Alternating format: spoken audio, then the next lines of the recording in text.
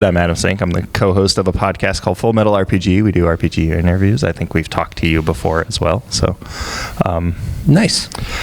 And you are, of course, Vincent Baker. You're the creator of Dogs in the Vineyard, In a Wicked Age, The Sundered Land, and Apocalypse World. Yep. So for those who may not... No, I said in about 20 other games. Oh, yeah, for sure. There's the Lego Mechatron, There's right? that one. Yeah. It's called Mobile Frame Zero now. Nice. My friend Joshua is publishing that one, but cool. I'm the game designer on that one. Great. Well, for those who may not know you, want to introduce yourself and some of the stuff you've worked on? Sure. Hi, I'm Vincent. I've been publishing my own role-playing games since 2001, I want to say. My first game was called Kill Puppies for Satan, and it was funny, and I'm still doing it today.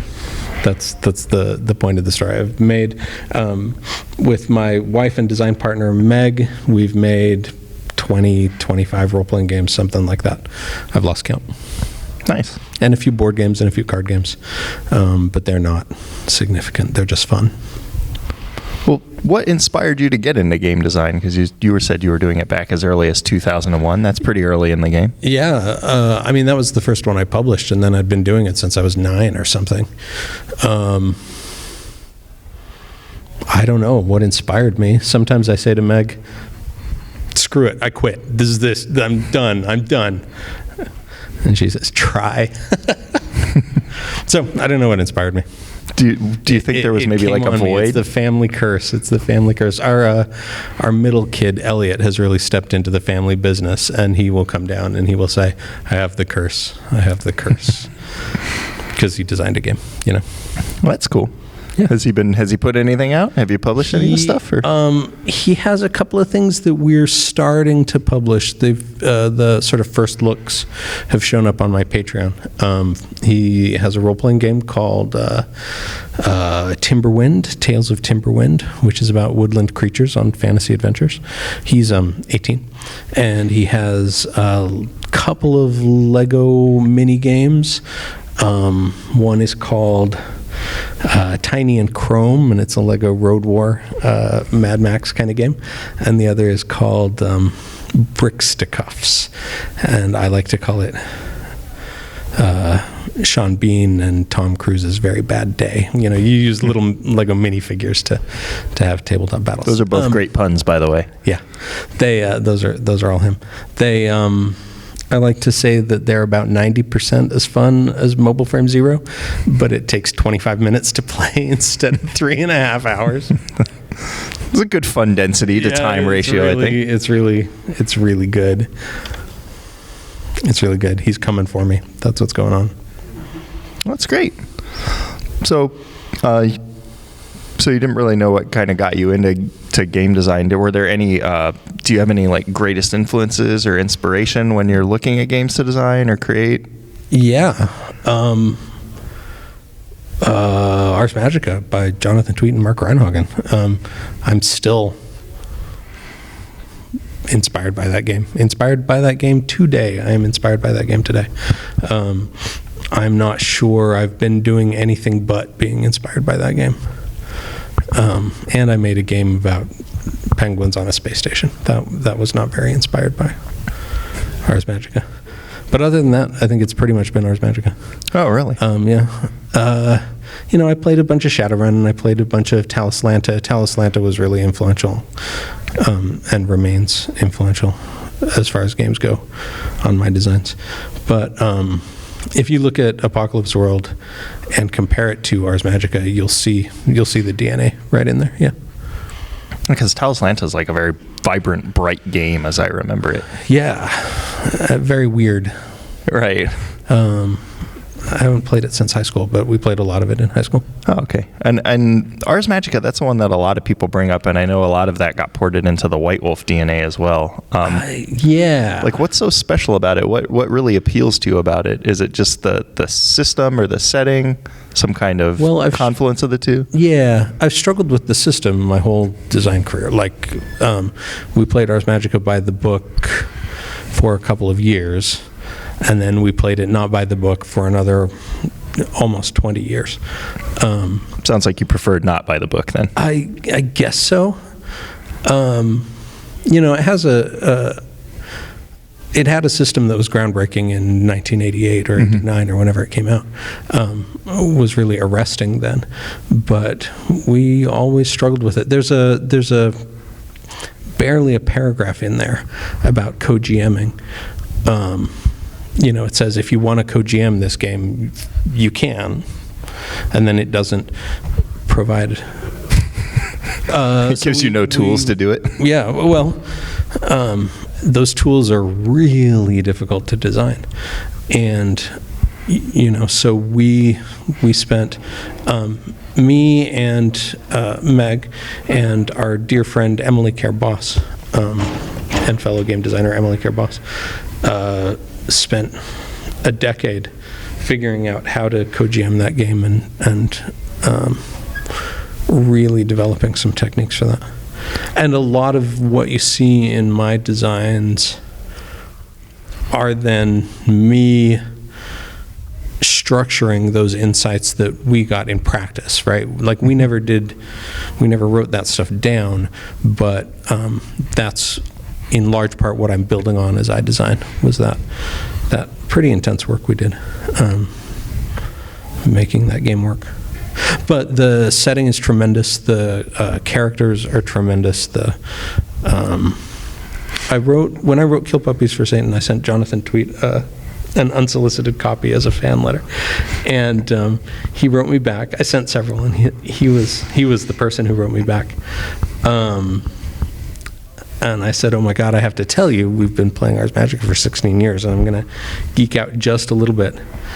And he wrote back, and he said that Over the Edge was the game he designed to make characters for character stories, and Ars Magica was a game he designed for campaign stories, so that people would tell him about their campaigns. And that blew my mind. You can design on purpose? You can design on purpose? But so it really does that. He designed it on purpose to create decade-long compelling campaigns, and it worked. Oh, for sure. And he was also he was involved with Dungeons and Dragons, right? Third edition, and then fourth edition, and then he was also 13th Age, I think. Could be. Okay. I'm going to embarrass myself by not knowing his career. But he did Dungeons and Dragons 3. He did Over the Edge, like I said. Mm-hmm. He did Everway. I don't know if you remember that game. Mm-hmm. And I guess he was involved in 13th. I don't know. Yeah, I thought I recall seeing his name involved with 13th Age. So it seems like you're fairly prolific yourself. Where do you get ideas for new games? What's kind of your process that you go through? I drew a little Venn diagram once that showed where my ideas came from, and half of them are from, I want to explain something to you, to whoever. I want to explain something to you. And the other half come from, oh my God, I am so angry about something. A lot of my games come from being rage is a font, a wellspring of creativity. Somebody says something on the internet that I think is maybe not correct, and so I'm like, I'm going to design a game. Well, then you have a bottomless reservoir right. from which to draw. That's how it seems. Because I don't think anything on the internet said is correct. So, yeah. But I just designed a game for a game jam about wizards. Because somebody said, hey, let's all design games about wizards. And I said, okay, and designed it. It's not only rage. There's also some enthusiasm. Yeah. It's a curse. It's a curse. It seems like for a lot of people, or at least for the industry, there's kind of a divide between traditional games and narrative style games. Do you see that divide? Do you think there is one? Well, there are. Sorry, these are the hardball question part of the interview. You're going to make me design a game. I'm going to be like, I'm designing a game. You're welcome. In fact, I'm designing a game right now. Right now, in my head. It'll be done by the time we're finished.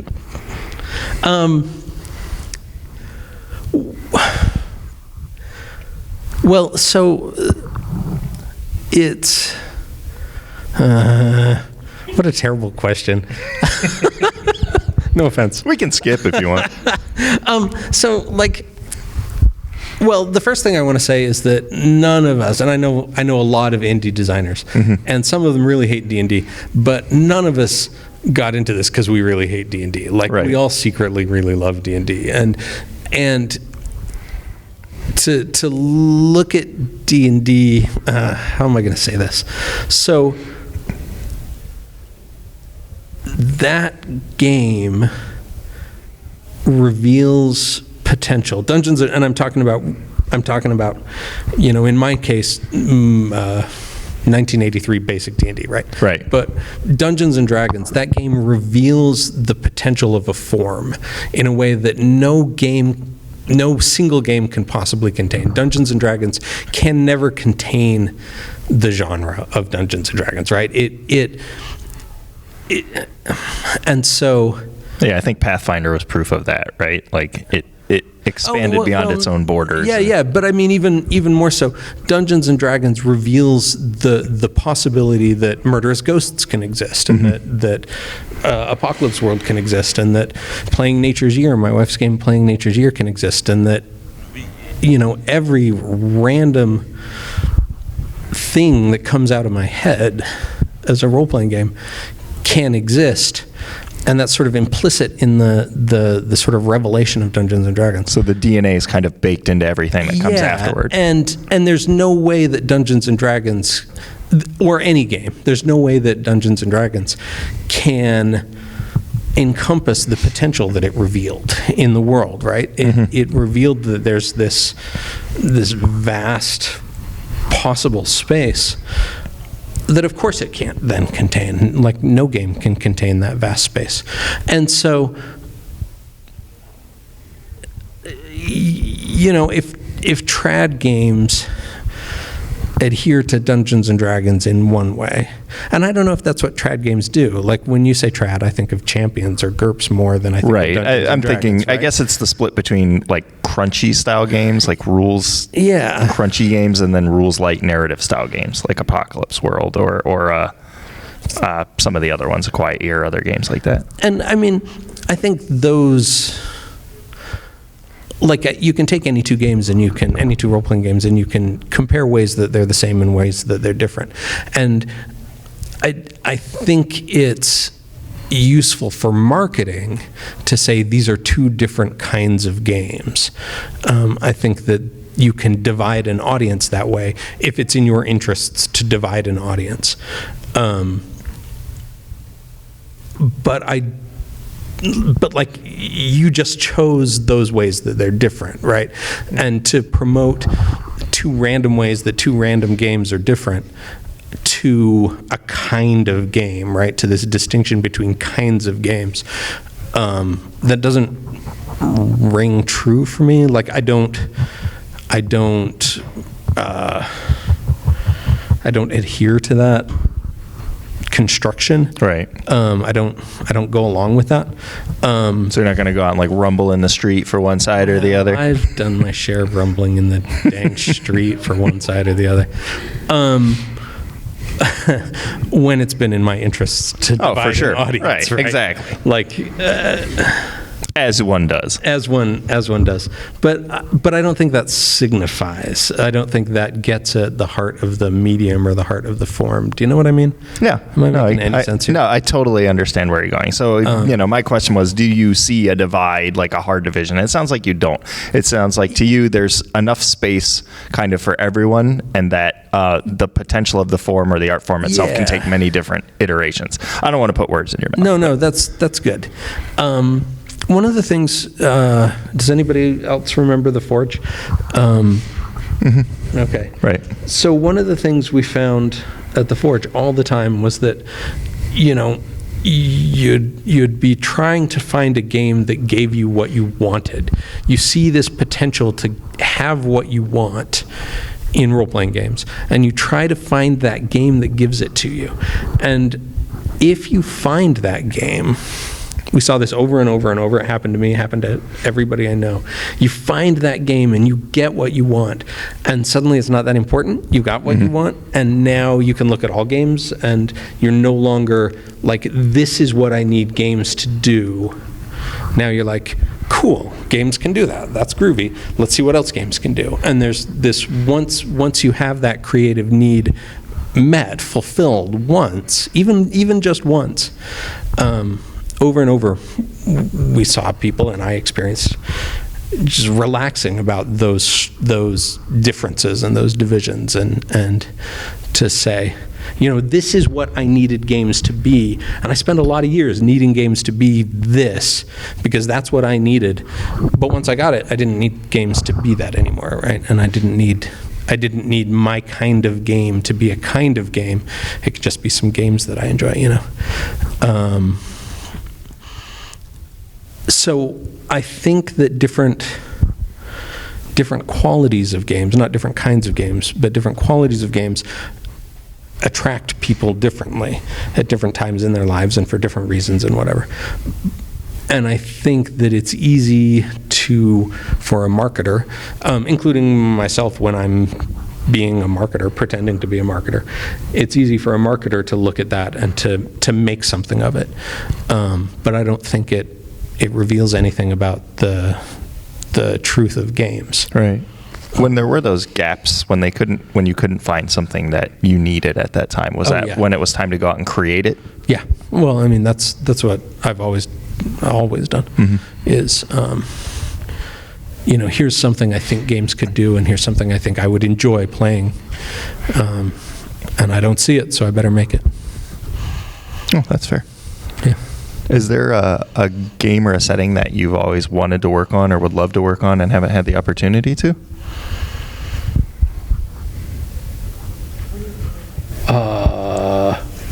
No, I have the opportunity to do whatever I dang want. That's a great place to be. I've never finished a fantasy game. Mm-hmm. I have 1,000 unfinished fantasy games in my notebook, and I've never finished one. I've done some sword and sorcery games, but I've never finished a real fantasy game. Fair enough. Since you ask, that's kind of weird. But since you ask. Are there any designers or people that you'd like to work with that you haven't had the opportunity to? Oh, I'm terrible. I'm the worst collaborator that ever lived. I don't like to work with anybody. That can't be true. You work with your wife Meg quite frequently, right? She's your only thing on this earth that she and I fight about is game design when we're working together on a game.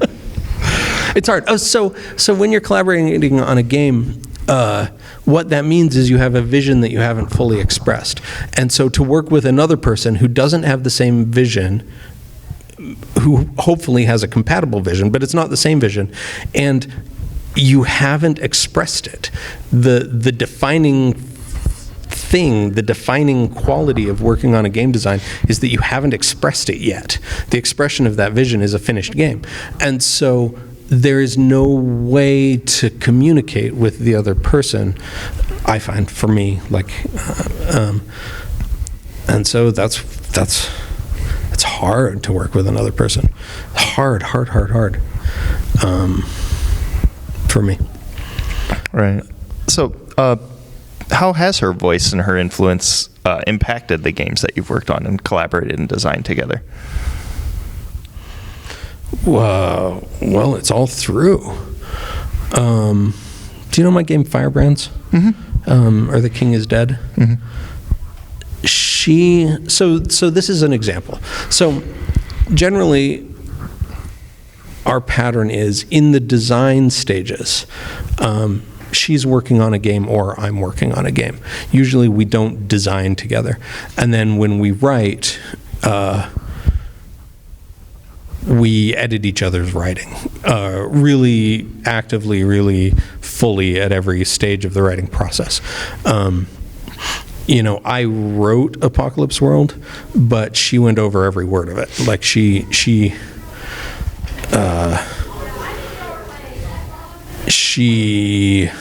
changed every single word she needed changing, right? I wrote it, and she filtered it to what she needed it to be, to the point where we now agree fully on that text. But we sort of design separately. But before we start designing, we're we're talking and planning and thinking really actively together all the time. So like Firebrands, Meg was in Italy at a convention, and this young Italian man came up to her and said, "Oh, Meg, you're wise and good. Do you see those girls? How do I talk to them?" And she told him how to talk to girls, because that's the thing she knows. And I said, I'm going to make that into a game. And so that appears in Firebrands. Or that rather, her principles for how, as an 18-year-old guy, you talk to people you're interested in. As an 18-year-old person, the gender is not that significant to it.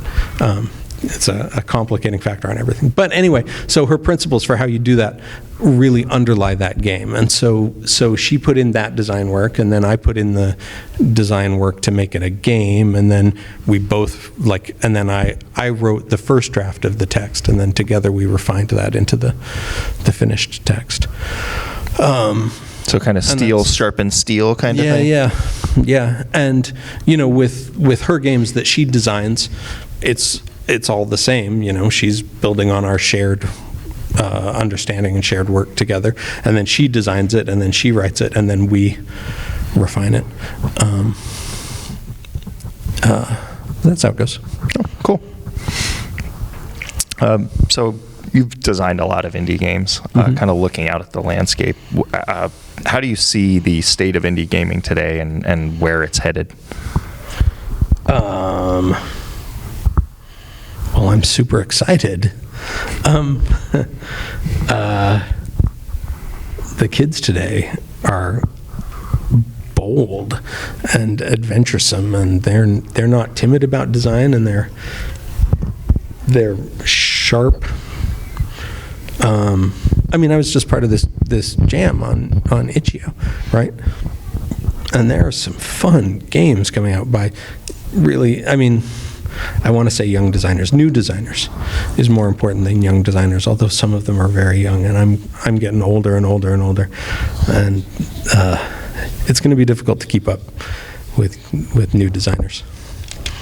And the ability to get your game out there is better than it's ever been. When I published Kill Puppies for Satan, I had an audience of 10 people that I could reach. And when I published Dogs in the Vineyard, I reached 50 people, and now everybody can reach 50 people every time. So I'm excited. I don't think there's any slowing down. I don't think there's any. Yeah, it seems like Kickstarter has been kind of like a hugely liberating force for new designers and developers.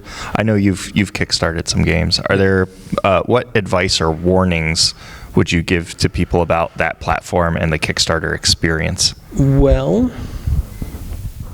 never ever ever, this is my warning, take it for what it's worth, never ever ever do stretch goals ever, no matter what, ever. I have heard that more than once. Meg kickstarted her game Playing Nature's Year, and as a stretch goal, she added some essays about seasonal food and about seasonal animals in New England, and about the stars. Epidai Ravishah wrote a great 8-part essay about the stars in New England, how the stars cycle through the year. And that was groovy, and it added 100 pages to the book and doubled the printing costs, while each pledge, right, didn't increase. And so now the margin on each book goes down, down, down, down, down, and the shipping goes up, up, up. So, and that worked out fine. We'd built enough space into the budget to accommodate that. It was still a successful game for us, but it's so easy to the math of this makes your book more expensive without increasing the pledge per book. Mm-hmm. That is a killer. kickstarting color art or something that's going to quadruple your printing costs. Like, I don't know what people do for stretch goals. I pretty much ignore them. Yeah, But, it seems like a lot is extra content from what I've seen. Yeah. Extra content, extra art, extra word count, other like setting things. Yeah. No, that's terrifying to me. Yeah. You can tank your budget doing that. So just kind of have faith in the core product. Yeah. I mean, I think so. And, my advice, which is not a never, ever, ever, ever kind of thing, don't kickstart inspiration. Wait until the game is real before you promise to give it to people. I know that Kickstarter says this isn't a store, but that's hard to come back from, to kickstart something that then never materializes. That's I wouldn't want to carry that around. Yeah, or materializes very late, which there's been several instances of. I'm behind on a Kickstarter as we speak. Yeah. I've had a couple that were about 2 years over, so as long as you're not approaching that, I think you're nowhere near 2 years over. You're still okay. Anyway, whatever. My woes. Yeah. Well, speaking of that, as a self-publisher, right, as a creative type, how do you keep yourself focused and productive? Is it just a matter of setting deadlines and holding yourself accountable for them? Is it just getting it up every day and crushing it? How do you do that? Nope. If a project does not get me out of my comfy bed and make me sit at my broken ass desk and hunch over my computer, if it doesn't make me do that, it doesn't get done. It has to my muse has to It's got to do the Metallica. It's got to give you the fuel and the fire and that which you desire. Well, no, I mean, it has to drag me out of bed. It has to make me so unhappy lying in bed in my warm, happy bed, thinking peaceful thoughts. It has to make me stop in the middle of a movie I like and say, I gotta go write, or else it doesn't get done. Okay. So it's got to. You have to have that idea that wants to claw its way out of your brain. I don't want to do any of this. If it wants done, it has to do it itself. It's not my idea. There you go, kids. Stay in bed. I do not know how people do it who can do something else. Like, if I could do something else, I would never. I'd never get out of bed. I'd never hunch over my desk. All right, fair enough. Kind of looking out, I see things like it's a curse. Yeah. It's the creative curse, right? Yeah. Kind of looking at the state of the industry, I see things like Roll20, Twitch, Google Hangouts. Where do you see the future of RPGs? Are things moving online, or will there always be the tabletop core experience? Well, I'm counting on there always being the tabletop core experience. I think online play has some opportunities for some designers, but I'm not up on it enough. Like, it doesn't. I find it hard. It's exhausting in a way that face-to-face isn't for me. I think there's something in the way that it's still a little bit, I want to say, asynchronous. The timing has to be right. You can't talk over each other when you're online. Like, right. That's one of the big things, is that audio sync. Yeah. And I just find that very difficult for me personally to be energized by online play. But I think that the designers who figure out how to design games for online play, I think they're going to make a killing. I think they're going to make some amazing games. Probably won't be me. So Apocalypse World has been incredibly successful, at least, in my opinion. I see PBTA showing up on Kickstarter quite frequently. Yep. What do you attribute the success of that system to, and how do you view the success of that system kind of looking back on it now?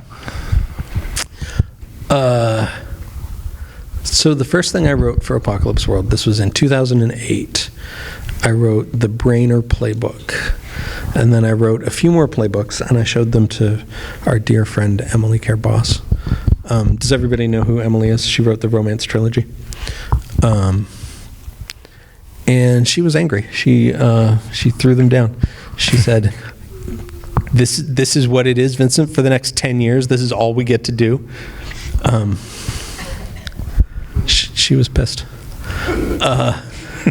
So I knew what I was onto, because Emily told me. Apocalypse World, let's see, Avery and Mike Sands, who did Monster of the Week, Avery Elder, who did Monster Hearts. Right. They had access to the early playtest documents, and it was a race to get Apocalypse World out before Monster of the Week and Monster Hearts. And Dungeon World was hot on our heels. So I knew what was coming. What do I attribute its success to?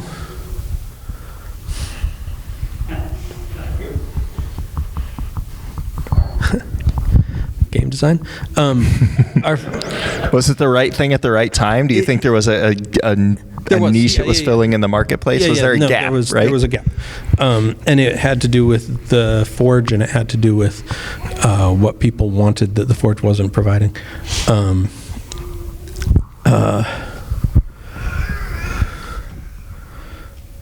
And I don't know how much to say about that. I don't know how much I really can say about that.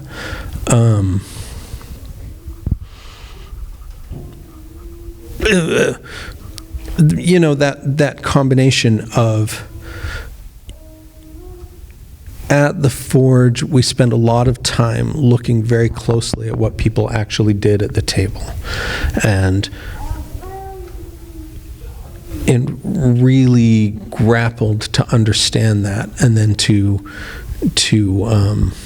design based on those insights. And so there's very little in Apocalypse World that you can't see in Forge games. Very, very little. Like, it is in every way a Forge game. It's a game that came out of the Forge. I designed it at the Forge in 2008.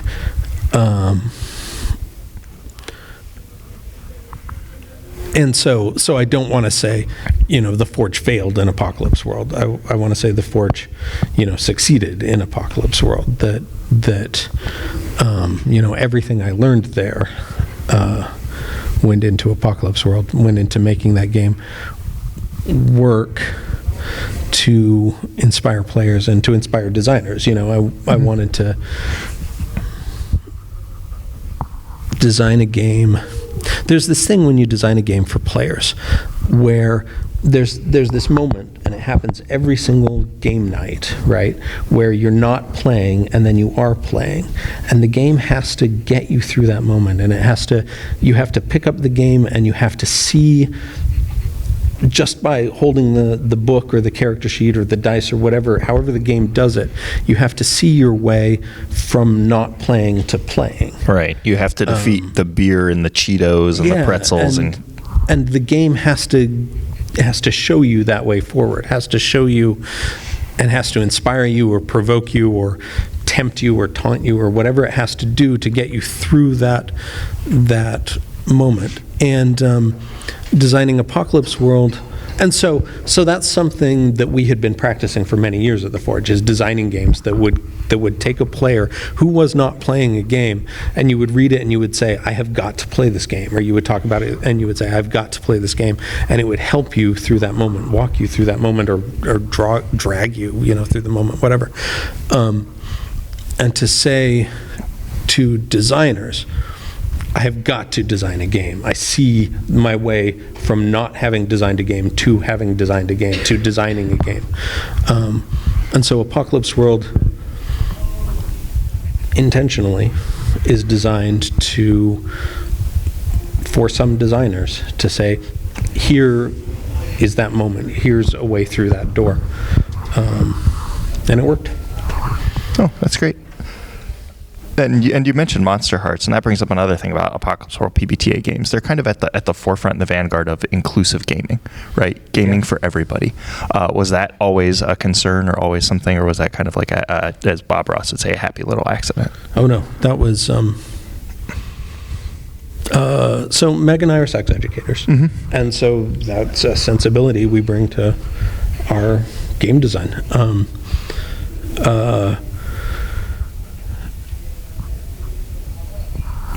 An Apocalypse World has this very, very particular take on sex and gender and identity that is getting pretty old.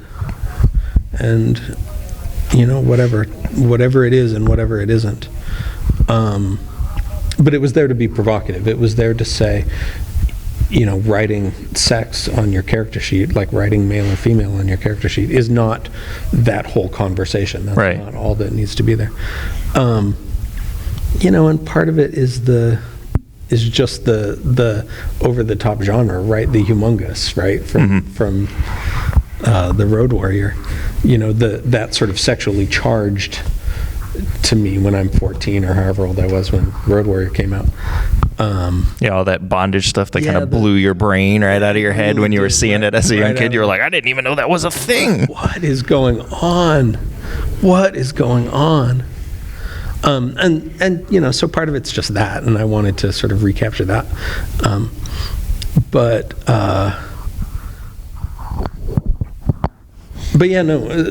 that was informed and intentional, and part of our design was to say, here's how you make games that include sex and gender identity, and here's a way through that door too. Yeah. Oh, well, I personally would like to thank you for that, because I think it's great. I like to see more people at the table, and it's been just an inspiration, a wellspring to me to see all of these new people brought into, what was predominantly like a cisgendered white male experience when I was a kid. Because I was playing, like West End games, Star Wars, and you sit down to play that game and it was just a bunch of dudes who were like, we're gonna go kill stormtroopers, whereas now there's so much more we can do with it, right? And you can even see that pedigree in a lot of things, like the new Vampire the Masquerade and like the new Dungeons and Dragons that's more inclusive. And so I think it kicked off a conversation, which I think is great. And I'm inspired and humbled to be here, and I'm glad to know that it was an intentional part of your design process. Awesome, thank you. I'm pleased to be part of that conversation.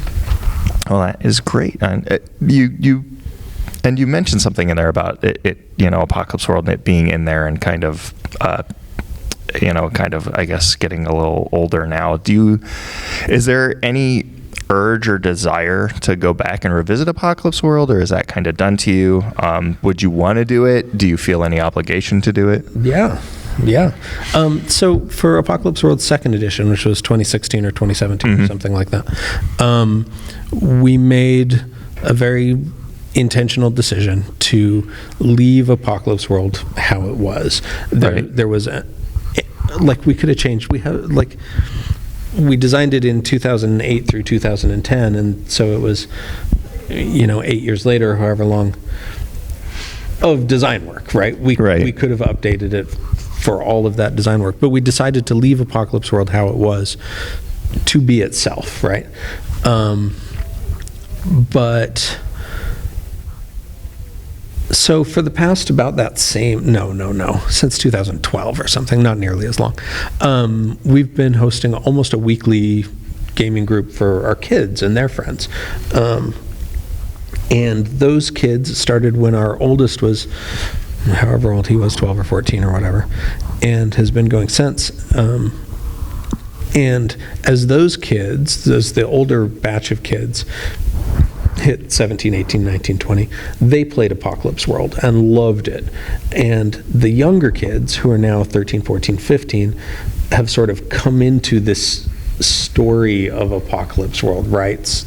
Apocalypse World is part of their gaming culture, but they aren't allowed to play it. They're like, Dad, can we play Apocalypse World? And I'm like, no, you cannot play Apocalypse World. 13-year-olds. I mean, I'm sure it would be fine. Just I can't be part of it, right? I can't accidentally overhear it. I can't give you the books. No, right. That's not how it works. They have to go find it out in the woods. Right. They should be learning this stuff in the streets, right? Yeah.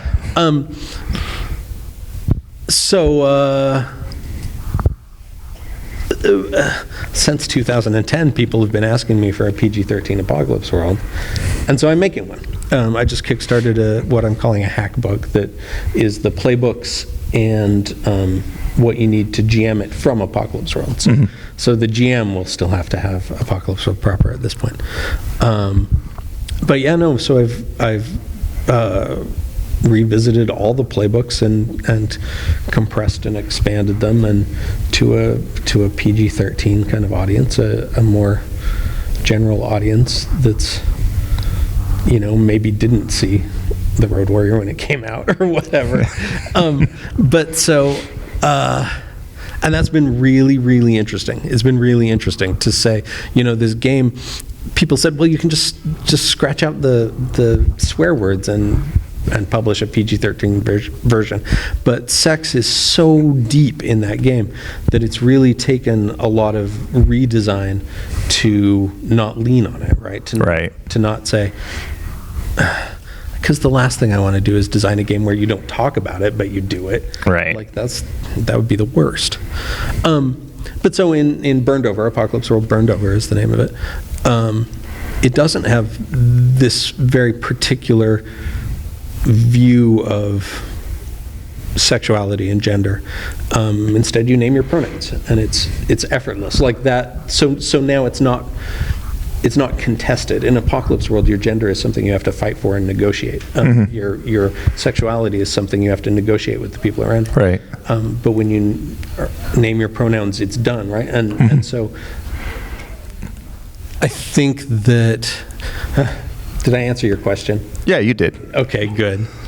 So yeah, no, I am revisiting it. We are revisiting Apocalypse World for a younger audience, and I think a newer, I don't want to say better, but a less contested, a less combative take on gender. Great.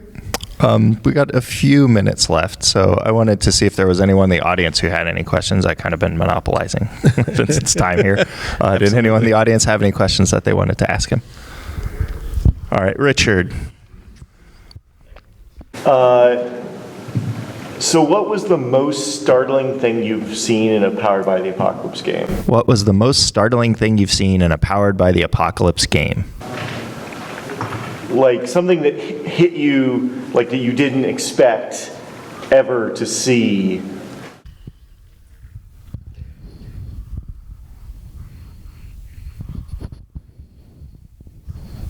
That is a hard question.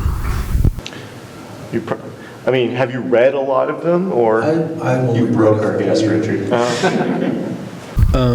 what I do. And when you ask me that, of course, they all fly out of my head, and I can't think of any of them. I know there was something. I'll sit up at 2 in the morning.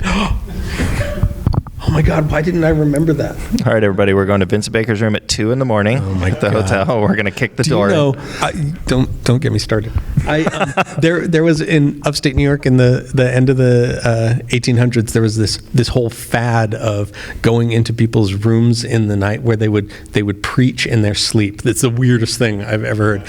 It was mostly young women who were denied voice in church, and they would tell their visions, which were mostly of their neighbors in hell. Anyway. Did not know that. Yeah. Yes, sir. So, related, what do you think of the diceless style Apocalypse World games like Dream Askew, for example, or even Undying? It's kind of Apocalypse inspired. What do you think of diceless Apocalypse World or Apocalypse World inspired type games? I'm repeating them for the recording and for the audience so everyone can hear. Just to be clear.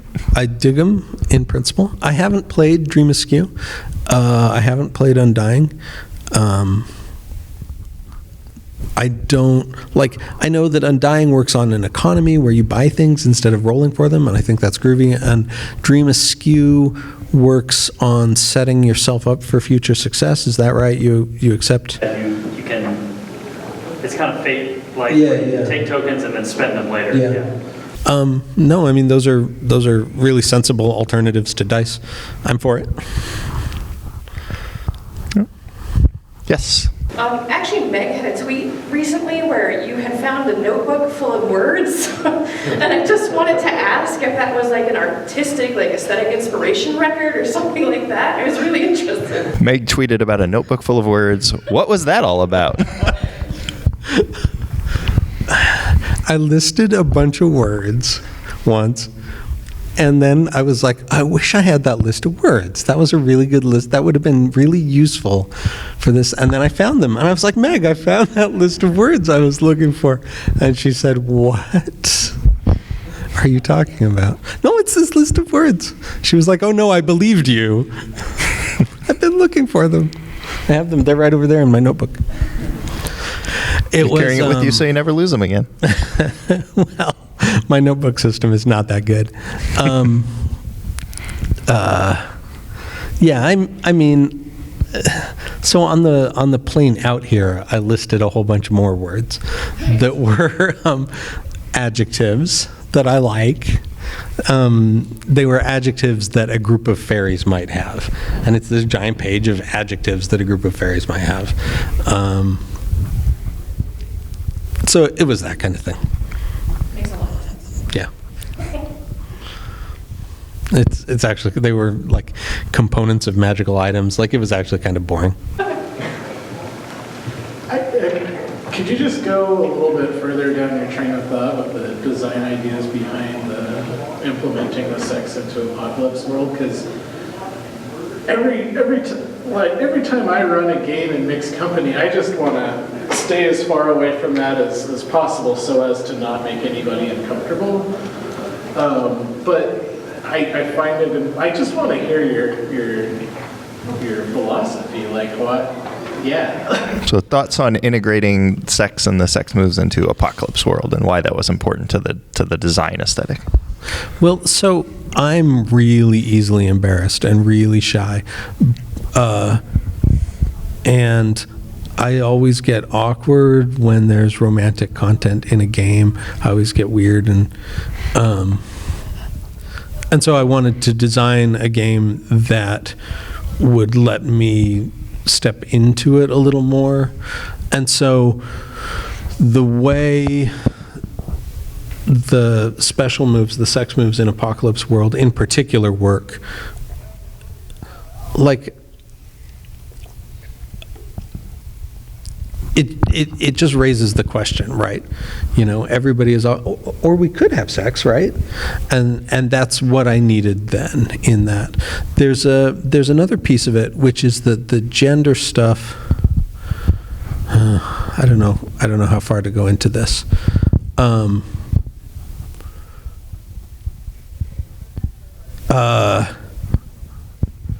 One thing I absolutely refused to do in Apocalypse World was say, it's okay if you look queer, just don't act queer. And so the sex moves are there to say, look queer and act queer, right? It isn't just about what's acceptable, what's socially, like, this isn't about, anyway, I hope you see what I'm saying. So it's to make it okay, right? That conversation's okay to have. Yeah, not necessarily to force it to happen, but it's okay to happen. You know, and as old as I am, like, I grew up on it's okay with me, with not me, but like hearing from everyone around me, you know, hearing from any number of people, especially a generation older than me, you know, it's okay with me for there to be gay people as long as they aren't gay in public. And that was not what I wanted for Apocalypse World.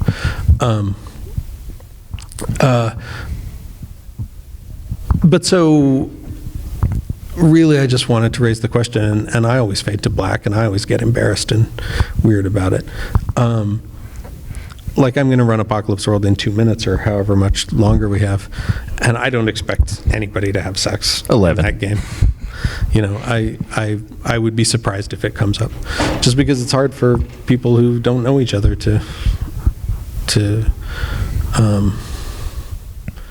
but it will be a question at the table, like, it's there. It could.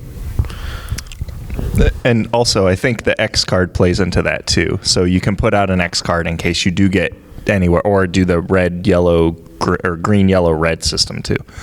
Those are both tools that enable you to have that conversation without making people uncomfortable. I would recommend them both. I'm a big fan of Bo Sheldon's script change. If you know that one. Yeah, that's another good one. So there are a multitude of options to kind of help guide you through that process. Yes. So at the beginning you said you don't really remember your inspirations, but do you how did you get started gaming when you were a kid? Did as you game with your kids, did your parents game with you at all, or how did that? Do you want to repeat the question? Sure. So the question is, how did you get started gaming? Because you're kind of phasey on your inspirations and everything else. So what started you down this dark and torturous path? I'm from a gigantic family in Utah. My uncles are about my same age. My youngest uncles are about my same age. And one of my uncles had an Atari 800 that had Zork on it, and we would play Zork. Me and my youngest uncle would play Zork. And then when we didn't have access to the computer, we would play Zork anyway, and I would be the computer, and he would, and we started out with, I would make him write down what he did, and Which one of you was the duck? What? Which one of you was the duck, or was that the other one? Oh, that was the other one. That was I don't know what that is. That was the castle. Never mind. Sorry. I don't know what you're talking It about. was the dragon thing. It looked like a duck. Oh, yeah. And so that's where it started for me. It was years before I ever saw D&D, and I said, Cool. So are there any works, or do you have any upcoming projects or work that you would like to plug? yeah. Meg and I are making a game called Under Hollow Hills. It's about a circus that travels through fairyland and the mortal world. You're the performers and the cast and crew of the circus, but really it is about how we treat each other when times are good and how we treat each other when times are bad. And it's coming together. It is so fun. I was working on it on the plane. I'm working on it in my head right now. I wish I were playing it instead of any other games. And Meg's working with illustrators, and the illustrators are blowing us away, and we'll be kickstarting it as soon as we can. Great. Could be in the next couple of months. So keep an eye out for that. And you mentioned a Patreon earlier. How do people interact with you? Is there social media? How do they get at you? Oh, I'm at Lumpley Games on Twitter. That's the main social media I am. Patreon.com/Lumpley is me. And I think that's it with G Plus gone. I wasn't really on G Plus for a while. G Plus is gone. They shuttered that service. No, that's gone. Yeah, it's not around anymore. You used to could find So me on it, don't now go you to can't. G Plus to try and find him, because first you're gonna have to find G Plus. So invent a DeLorean time machine. Travel back about 5 months ago. All right, great. Well, Vincent, this has been an honor. It's been a pleasure. Thank you so much for coming out to Game Fair. Sure, thank you. Ladies and gentlemen, a big hand for Mr. Vincent Baker. Thank you.